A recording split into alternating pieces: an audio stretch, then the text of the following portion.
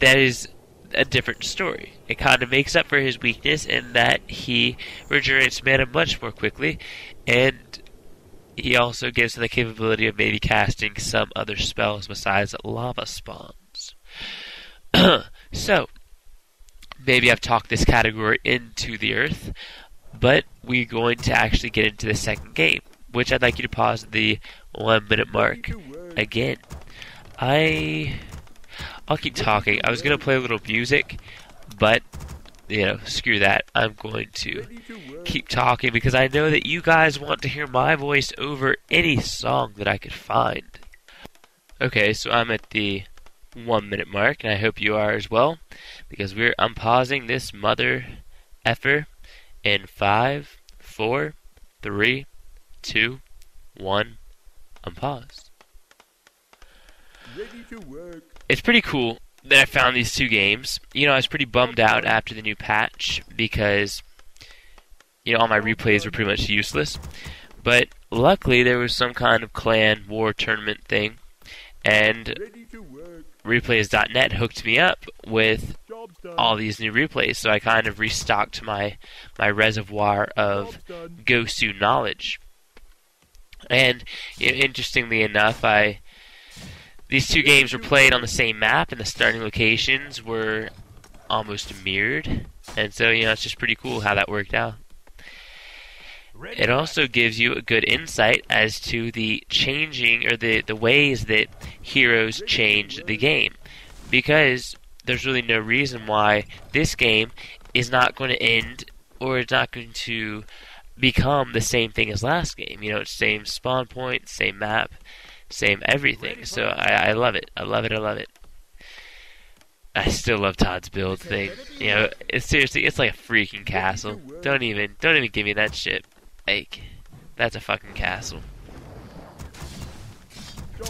So, yeah, oh my gosh, look at what's going on. This is so different because, they're doing the creeping thing, and I had no idea. But actually, hopefully I'll do another audio commentary, again on heroes, but on the Archmage, the uses of the Archmage, and we can talk about how the water elemental's doing shit, and the blizzard harass that Sky is so famous for, and so on and so forth. I think that might be a very interesting topic to discuss as well. But, of course, both players are doing the water elemental thing. Both, again, are doing the green-orange shit. And is Todd going to do his awesome creeping of the green over the gargantuan sea turtles? I hope so. I hope so. Looks good. It looks pretty freaking good. So, looks like maybe a creep jack? I don't know. Let's go up to their base, because this is boring as sin. The problem is, with Todd's militia creeping, his tech is a bit late, as it was last game. Not too terribly bad, but definitely late. And I guess he makes up for this by going Tavern Heroes, which is really a nice little gratification, because Tavern Heroes, especially with the Archmage Brilliance Aura, are just as good, if not better, than any hero you get from your altar. Yet it's also instantly trained, so that's just awesome. There was a creep jack, but I don't know why a Storm didn't carry on and finish off the sea turtle. He kind of just ran away and did his own thing, giving Todd level 3. But he's actually going after his own green sea or gargantuan turtle camp. So I don't know. I guess it'll work out all right in the end.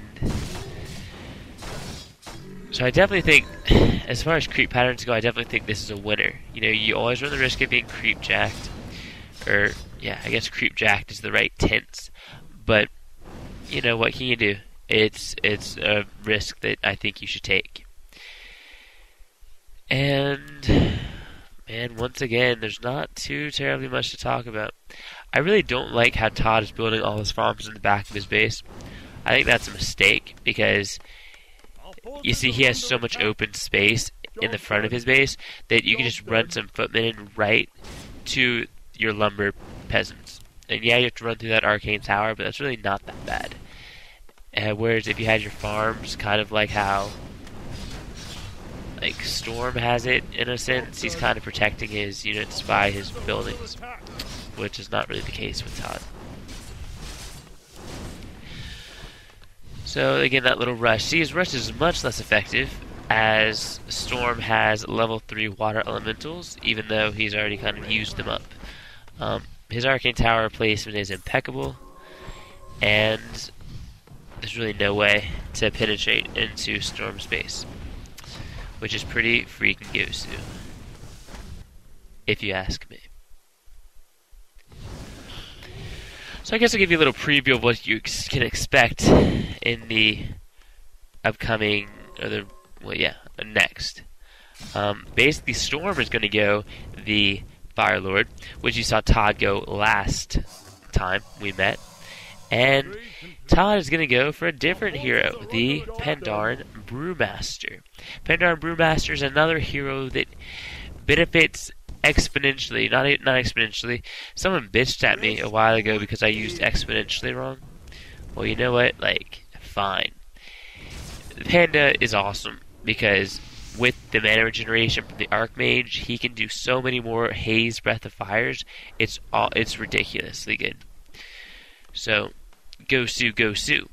Also, it's cool to see that pretty much Storm is doing the same thing that Todd did last game, in a way. He's going for that late Sanctum, early Tech to Tier 3. Todd's doing the same. No, he might have gone early Sanctum. I think Todd actually went early Sanct. I'm sorry, I didn't look. But, yeah, alright, so now while they're just fighting like a mortal battle to the death, let's talk about something completely different. Let's talk about the uses of the Panda. Pandas kicks ass against all low HP units, including footmen and casters. The reason for this is his Haze Breath of Fire combination, which pretty much throws alcohol on your opponent and then sets it on fire, dealing AoE damage, dealing damage over time. It's awesome. It's sexy as hell. Especially level 3. When you get the Panda, you're going to want to, especially if you already have a level 3 Archmage, you're going to want